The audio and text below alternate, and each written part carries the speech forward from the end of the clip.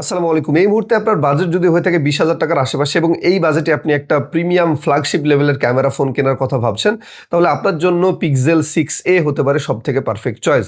কারণ 2022 সালে রিলিজ হওয়া পিক্সেলের এই ডিভাইস দিয়ে এখন পর্যন্ত যেই লেভেলের মারাত্মক ফটোগ্রাফি হয়, সেটা দেখলে আপনি নিজেও চমকে যাবেন। আজকের এই ভিডিওটাতে আমরা পিক্সেল 6a কে সম্পূর্ণ রিভিউ করব এবং ভিডিও শেষে আপনাদেরকে বলবো 2026 সালের এই সময় এসে এই ফোনটা আপনাদের জন্য কেনা পারফেক্ট হবে কিনা। তাহলে চলুন দেরি না করে ভিডিওটা শুরু করা যাক। সো প্রথমে যদি এই ফোনটার ডিজাইন এবং বিল্ড কোয়ালিটি নিয়ে কথা বলি, তাহলে 2026 সালে এসেও এই ফোনটার ডিজাইন এবং বিল্ড কোয়ালিটি আমার কাছে যথেষ্ট মডার্ন এবং মিনিমালিস্টিক লেগেছে। সেই সাথে এটার সামনের দিকে কিন্তু গরিলা গ্লাস 3 প্রোটেকশন রয়েছে এবং পেছনের দিকে কিন্তু প্লাস্টিক ব্যাক ইউজ করা হয়েছে। বাট এখানে কিন্তু অ্যালুমিনিয়াম ফ্রেম ইউজ করা হয়েছে, যার কারণে এই ডিভাইসটা কিন্তু বেশ শক্তপোক্ত একটা ডিভাইস হয়েছে। সেই সাথে এই ফোনটায় কিন্তু প্রোটেকশন হিসেবে IP67 এর প্রোটেকশন ইউজ করা হয়েছিল। তার মানে এটা কিন্তু ওয়াটার অ্যান্ড ডাস্ট প্রোটেকশনও সাপোর্ট করে। তবে ইউজড ফোনের ক্ষেত্রে আমি আপনাদেরকে সবসময় সাজেস্ট করবো এই ধরনের টেস্টগুলো আপনারা কখনোই করবেন না। তো ডিজাইনের দিক থেকে যদি দেখি, তাহলে এই ফোনটা একটু স্কোয়ার শেপ টাইপের ফোন, সাইডে হালকা রাউন্ডেড করা আছে এবং এখানে ক্যামেরা বামটা কিন্তু দেওয়া আছে, যেটা হচ্ছে পিক্সেলের ক্যামেরা নিজস্ব ক্যামেরা বাম, মানে আইকনিক ক্যামেরা বাম যেটাকে বলে। এবং এইখানে কিন্তু টু টোন টাইপের কালার ইউজ করা হয়েছে, অর্থাৎ এইখানে এক কালার এবং উপরের দিকে কিন্তু আরেকটা কালার ইউজ করা হয়, যে কারণে দেখতে কিন্তু বেশ ভালো লাগে। সামনের দিক থেকে যদি দেখি, তাহলে এই ফোনটা সামনের দিকে কিন্তু একটা পাঞ্চল কাট আউট টাইপের ডিসপ্লে ইউজ করা হয়েছে। ডিসপ্লেতে কিছুটা বেজেল আছে, কারণ এটা 6A, অর্থাৎ 6-এর একটা হচ্ছে স্পেশাল এডিশন বলা যেতে পারে বা বাজেট ফ্রেন্ডলি এডিশন, যে কারণে এটাতে কিন্তু হালকা বেজেল আছে। তারপরে সামনের দিক থেকে লক্ষ্য করলে এটা দেখতে কিন্তু খুবই সুন্দর লাগে, যেহেতু এটা একটা ফ্ল্যাগশিপ লেভেলের ফোন এবং এটার ডিসপ্লে কোয়ালিটি যথেষ্ট ভালো, যে কারণে এটা কিন্তু দেখতে বেশ ভালো লাগে। নিচের দিকে আপনি স্পিকার থেকে শুরু করে Type-C পোর্ট পেয়ে যাবেন এবং সাইডে সিম এর অপশনটা দেওয়া আছে এবং এই পাশে ভলিউম রকার এবং পাওয়ার বাটনটা দেওয়া আছে। সো ডিজাইন এবং বিল্ড কোয়ালিটির দিক থেকে এই ফোনটা আমার কাছে যথেষ্ট এখনও মডার্ন মনে হয়, সে সাথে বেশ স্লিমও মনে হয় এবং হাতে ধরে খুবই হ্যান্ডি ফিল হয়, কারণ এটা মাত্র 6.1 ইঞ্চি ডিসপ্লের সাথে আসে। যারা কম্প্যাক্ট ফোন ইউজ করতে পছন্দ করেন তাদের কাছে এই ফোনটা 100% ভালো লাগবে। এবার যদি এই ফোনটার ডিসপ্লে নিয়ে কথা বলি, তাহলে এটা 6.1 ইঞ্চির একটা ওলেড প্যানেল ইউজ করা হয়েছে, যেটা HDR সাপোর্ট করে। সো ডিসপ্লের কোয়ালিটি নিঃসন্দেহে অনেক ভালো হবে। মিডিয়া কনজিউম করে বা টিকটক দেখে বা সোশ্যাল মিডিয়া ব্রাউজিং করে কিন্তু আপনারা বেশ মজা পাবেন। তবে এটা কিন্তু 60 হার্জের একটা ডিসপ্লে। 60 হার্জের ডিসপ্লে কিছুটা স্লো হয়ে থাকে। যারা আসলে 120 হার্জ রিফ্রেশ রেটওয়ালা ফোন ইউজ করে অভ্যস্ত, তারা আসলে 60 হার্জের ফোন ইউজ করলে আপনার কাছে কিছুটা স্লো মনে হবে। তবে যারা আসলে 60 হার্জের ডিসপ্লে এতদিন ইউজ করে আসছেন বা ইউজ করেন রেগুলারলি, তাদের ক্ষেত্রে কোনো ধরনের কোনো পরিবর্তন তারা পাবেন না, আপনার কাছে স্বাভাবিকই মনে হবে। এবং এটা ডিসপ্লেতে কিন্তু গরিলা গ্লাস 3 প্রোটেকশন রয়েছে। সো আপনার এটা এই দিক থেকে কিন্তু ফোনের গ্লাসে কোনো ধরনের স্ক্র্যাচ বা কোনো কিছু পড়ার ওইভাবে কোনো সম্ভাবনা নেই। এবং পেছনের দিকে এটা যেহেতু বাজেট ফ্রেন্ডলি একটা মডেল, এটাই কিন্তু প্লাস্টিক ব্যাক ইউজ করা হয়েছে, তারপরেও এটা দেখতে কিন্তু গ্লাসের মতো লাগে, কারণ এখানে একটা গ্লোসি টাইপের ফিনিশ দেওয়া হয়েছে। সো ডিসপ্লের দিক থেকে কিন্তু এই ফোনটা বেশ ভালো হবে যারা আসলে কন্টেন্ট ওয়াচিং করতে পছন্দ করেন। ওলেড প্যানেল কিন্তু বেশ ভালো, সেই সাথে নিরাপদ, গ্রিন লাইন ট্রিন লাইনের কিন্তু কোনো ধরনের কোনো ভয় নেই। এই বিষয়ে আপনারা 100% নিশ্চিত থাকতে পারেন। এবার যদি এই ফোনটা সফটওয়্যার এবং হার্ডওয়্যার সেকশন নিয়ে কথা বলি, তাহলে এই ফোনটাই গুগলের নিজস্ব চিপসেট টেনসর জি ইউজ করা হয়েছে, যেটা আসলে এই ফোন থেকে এই মূলত গুগল প্রথম আনছে। সো ফার্স্ট জেনারেশনের টেনসর জি চিপসেটটা ইউজ করা হয়েছে, যেটা 5 ন্যানোমিটার টেকনোলজিতে তৈরি। হেভি মাল্টিটাস্কিং থেকে শুরু করে ভারী যে কোনো কাজ এটা স্মুথলি হ্যান্ডেল করতে পারে, কোনো ধরনের কোনো অসুবিধা নেই। তবে পিক্সেলের ডিভাইসগুলো কিন্তু গেমিংয়ের জন্য পারফেক্ট না। সেই সাথে এটাই কিন্তু মালির G78 গ্রাফিক্স কার্ড বা জিপিইউটা ইউজ করা হয়েছে। সো আপনারা কিন্তু হেভি মাল্টিটাস্কিংয়ের ক্ষেত্রে বেশ ভালো একটা আউটপুট পাবেন।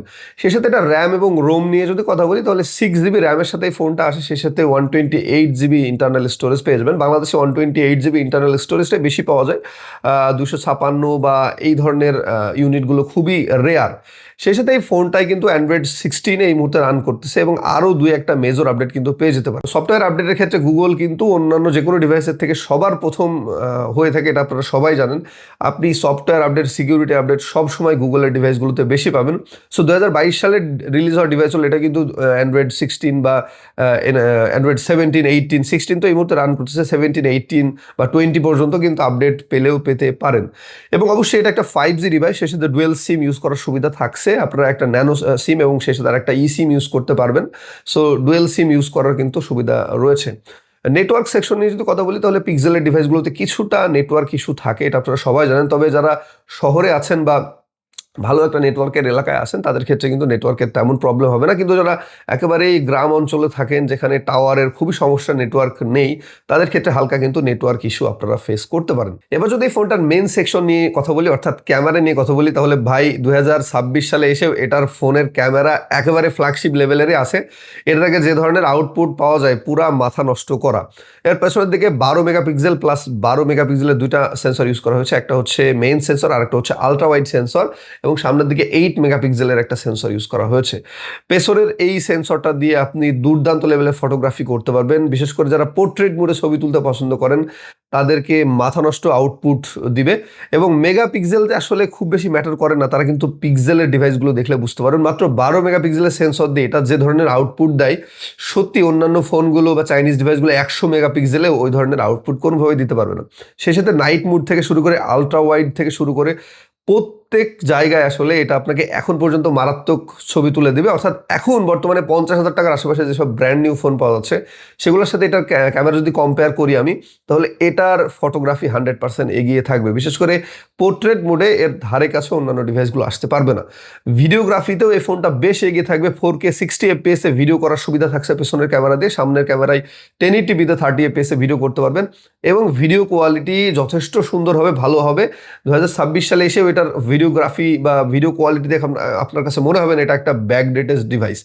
সো ফটোগ্রাফির দিক থেকে আপনি খুবই সুন্দর ছবি পাবেন, বিশেষ করে পিক্সেলের একটা যে বৈশিষ্ট্য, যেমন দেখতে মানুষ ঠিক তেমনই আউটপুট দেয়। সো এটা কিন্তু বিউটি টাইপের কোনো ফিল্টার বা বিউটি মুড আপনি তেমন পাবেন না, কিন্তু একেবারে রিয়েলিস্টিক এবং নিখুঁত ছবি পাবেন।